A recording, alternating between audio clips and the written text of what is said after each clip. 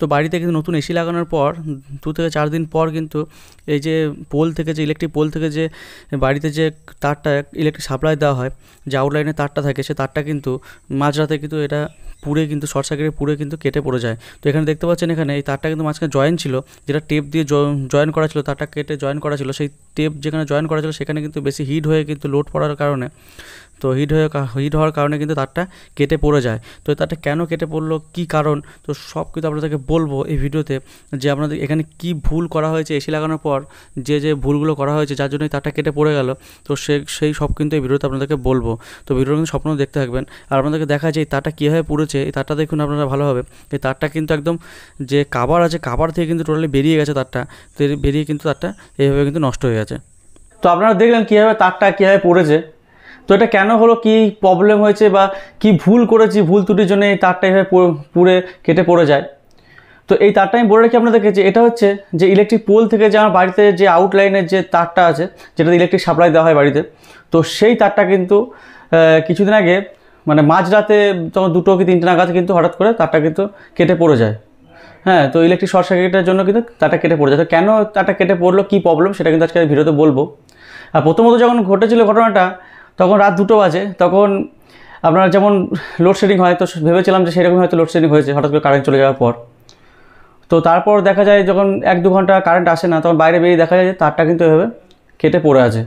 আর যে তারপর জানা যায় যে আমাদের যে ইলেকট্রিক সাপ্লাই দেওয়া হয়, যেটা ট্রান্সফরমার যেটা আছে, তো ট্রান্সফরমার কিন্তু মোটামুটি ওখানে কিন্তু যে ফিউজ যেটা আছে, ফিউজটা কিন্তু কেটে পড়ে যায়। কী ভুল ত্রুটি হয়েছে যেগুলোর জন্য এরকম ঘটনা ঘটেছে, তো সেই ভিডিওতে আজকে আপনাদেরকে বলবো যে এই ভুল ত্রুটিগুলো আপনারা যেন করবেন না একদমই, তাহলে কিন্তু আপনাদের এই সেম প্রবলেমের কিন্তু সম্মুখীন হতে হবে। তো চলুন ভিডিওটা স্টার্ট করা যাক। আর ভিডিওটা সম্পূর্ণ দেখুন, তাহলে কিন্তু আমি বলবো যে আপনাদের অনেক কাজে লাগবে ভিডিওটা।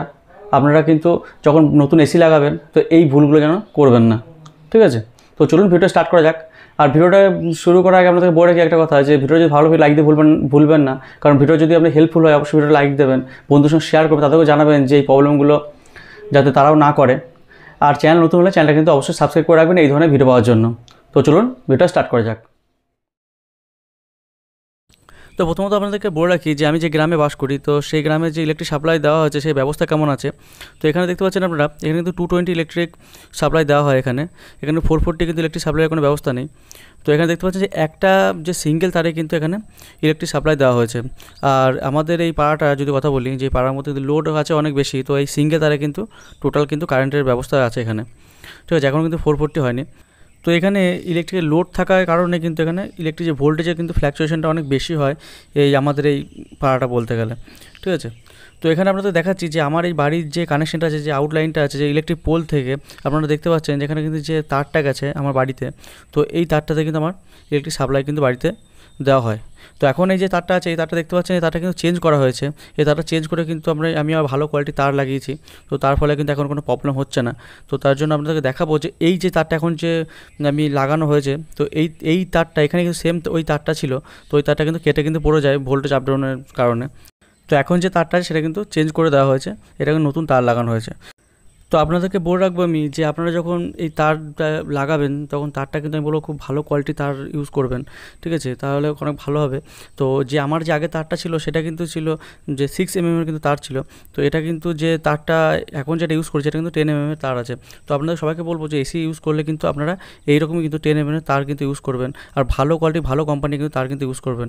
আর দেখতে পাচ্ছেন তারটা অনেকটাই মোটা, আর এর জন্য কিন্তু আপনারা কারেন্টের যে ভোল্টেজটাও কিন্তু ভালো পাবেন আপনার বাড়িতে, ওকে?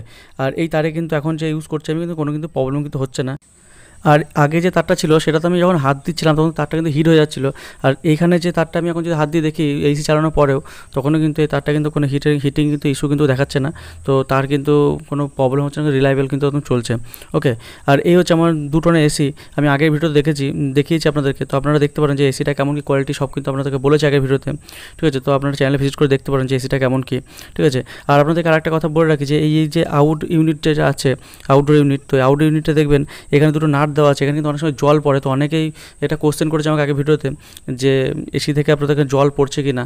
তো এখানে আপনাদেরকে বলবো যে এইটা কিন্তু জল পড়বে এখানে, এই এসি থেকে কিন্তু জল পড়লে কোনো ভয়ের কিছু কারণ নেই। কারণ কি, যখন এই পাইপটা ঠান্ডা হয়ে যায় তো তার জন্য যে বাষ্পগুলো আছে সেগুলো ঠান্ডা হয়ে কিন্তু ওখানে জল কিন্তু পড়ে। আর আপনাদের দেখিয়ে রাখি যে এই যে একটা পাইপ দেখতে পাচ্ছেন এখানে, এটা কিন্তু যে এসি থেকে যে জলটা বেরোয় সেই জলটা কিন্তু এখানে এই পাইপের মাধ্যমে কিন্তু নিচে কিন্তু আসে। আর যে আমার যে বাড়িতে যে ভিজিট এসেছিল মানে ইনস্টল করতে, এসিটা ইনস্টল করতে, সে কিন্তু এই পাইপটা দেয়নি, তো আমাকে কিন্তু আলাদা করে কিনতে হয়েছে। ওকে, তো আপনাদেরকে বলি যে এই যে এই তারটা এটা কেন কেটে পড়েছিল। তো এই তারটার কারণ হচ্ছে তারটা যেহেতু 6 mm তার ছিল, তো 10 mm তার এখানে যেহেতু এসি লাগালে কিন্তু আপনার 10 mm তার ইউজ করতে হবে। তো এই তারটা আরেকটা প্রবলেম ছিল আমার, যে এই তারটা কিন্তু মাঝখানে কাটা ছিল, তো টেপ লাগানো ছিল, তো সেখানে হিট হওয়াতে লোড পড়াতে কিন্তু তারটা কিন্তু ওখানে শর্ট সার্কিট হয়ে যায়, দিয়ে কিন্তু এখানে কিন্তু ছিঁড়ে পড়ে যায়। তো আপনারা দেখতে পাচ্ছেন তারটা, এই তারটা কিন্তু অনেকটা সরু, আপনারা দেখলে বুঝতে পারবেন যে এই আগের যদি আমি 10 mm তার দেখাই, তো যেহেতু 10 mm তার আমার কাছে এখানে নাই, তো এখানে তারের যে এই কাভারটা যেটা আছে আপনারা দেখলে বুঝতে পারবেন যেখানে কিন্তু যে এই কাভারটা আর ওই যে তারটা আছে সেটা কতটাই কিন্তু ডিফারেন্স আমরা দেখলে বুঝতে পারবেন। মোটামুটি হাফ দেখতে পাচ্ছেন এখানে, ওটার থেকে কিন্তু ডবল কিন্তু মোটা এই তারটা। ঠিক আছে, তো আপনারা তার দেখলেই বুঝতে পারবেন যে এই তারে আর ওই তারের মধ্যে কতটা পার্থক্য আছে।